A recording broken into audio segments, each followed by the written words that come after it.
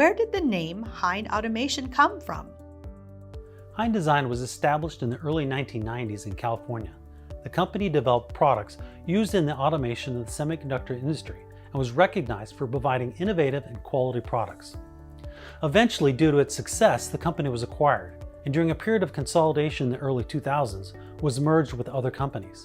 The products that were once so successful became lost over time as the expertise and service support for them became diluted.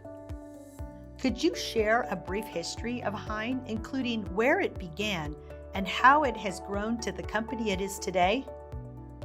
In 2009, our founders, who were once customers of Hine Design, recognized the need to support these lost products as support was becoming obsolete.